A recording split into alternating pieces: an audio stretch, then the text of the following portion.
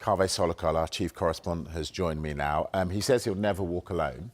There were times, though, he felt he was walking alone. Has this got a lot to do with the fallings out he's had at the club? Look, I think the news has come as a surprise, but it's not that much of a surprise. We've known for a long time that Mohamed Salah was likely to leave Liverpool. There have been disagreements about his contract. His contract was going to run out last summer. Then last April, he signed a new deal, which meant that he was going to stay at the club until the summer of 2027.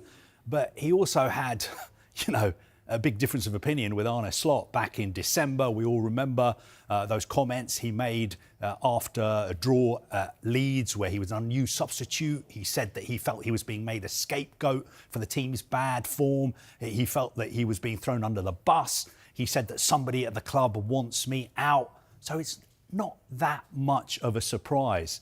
The timing of it is a little bit of a surprise because perhaps it would have made more sense to wait until the summer. But I think Liverpool have made clear in their statement that it's Mo Salah's decision.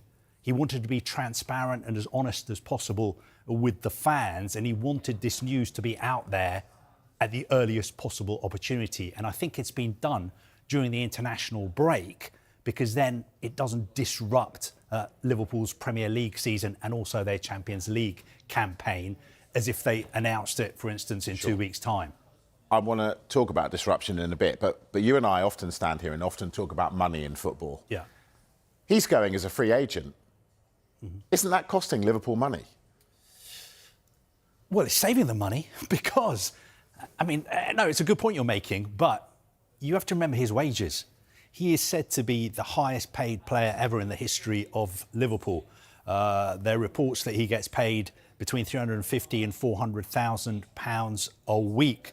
When he signed his new contract last April, a wage cut was not being discussed. Now, Mohamed Salah is still an incredible player, but is he at his absolute peak? He's 33 at the moment. He's going to be 34 in June. Did Liverpool really want to carry on paying him that kind of money until the summer of 2027? Obviously, behind the scenes, his representatives have sat down with Liverpool and they've come to an agreement which suits all parties. It means that he can carry on playing for Liverpool until the end of the season. I think from his perspective, obviously they're not going to win the Premier League, but from his perspective, the way to go out would be to win the Champions League again. And then he's got the World Cup to look forward to with Egypt as well. Is he going to be a distraction, though? Because Arne Slot has almost got to pick him now, hasn't he? Well, no, that's another good point. The thing is that now it's come out in the open. Every single Liverpool fan is going to be looking at their fixture list thinking there's only, 7, 8, 9, 10, 11, 12, depending on how well they do in the Champions League. And the FA Cup. And the FA Cup until the end of the season. So you're counting down how many games he can play for Liverpool, and he's one of the all-time greats. I wouldn't quite put him ahead of Sakani Dalglish.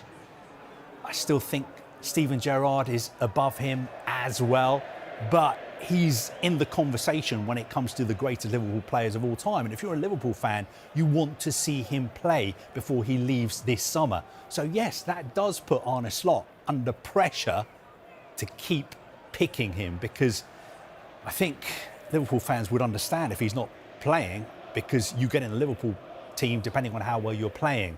But I think part of them, emotionally, they want to see him as much as possible between now and the end of the season. And who knows, now that knows that he's leaving, now his teammates know he's leaving, maybe that will lift the club. That will mean that they'll end the season on a high, and that will mean that they'll redouble their efforts to try and win the Champions League again. And what do you think? Should we all expect him to end up in Saudi Arabia? I know everybody keeps saying Mo Salah, Saudi Arabia, Mo Salah, Saudi Arabia. He is, the most famous Arab player of all time. The Saudi sports minister himself has told us that it would be a dream to have Mo Salah playing in Saudi Arabia. I think it's too early to say that he's definitely going to end up in Saudi Arabia. Look, I know for a fact that multiple clubs in Saudi Arabia are going to be interested in signing him. Back in 2023, Al Ittihad made a verbal offer of £150 million, which Liverpool turned down. Al Ittihad are not the only club who are going to be interested in signing him. MLS clubs want him too. But I think he's going to have lots of options. There are also going to be clubs in the Premier League who are going to be interested in signing him, European clubs as well. I wonder if he'll come out and say, I wouldn't feel comfortable playing for another Premier League club, in the same way as Jurgen Klopp said, I can never imagine myself managing another Premier League club.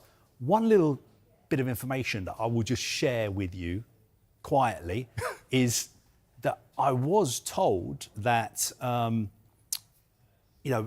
when we were having all these issues about whether he was going to stay, whether he was going to leave, whether he was going to sign a new contract or not, there were talks, intermediaries, about the possibility, for instance, Chelsea were a club who were mentioned. So I think the door potentially was opened then to him moving to another Premier League club. I don't know. Let's wait and see what the situation is now, because he may well come out and say, I could never play for another Premier League club. But I can tell you that, a year or so ago, the possibility was there for him to play for other Premier League clubs. And that was an option that was being explored. But of course, the landscape is totally different now. For a long period of time, a year or so ago, it looked like Mo Salah would be leaving Liverpool, and Liverpool weren't particularly keen on offering him a new contract. But then he had this incredible season where he scored, 28, 29 goals, and Liverpool won the title. And I think Liverpool were almost backed into a corner where they felt they had to give him a new contract. Kaveh, thank you very much. And Chelsea, we thought he'd been there and done that. Thank you very much, Kaveh Solokol. Right, when we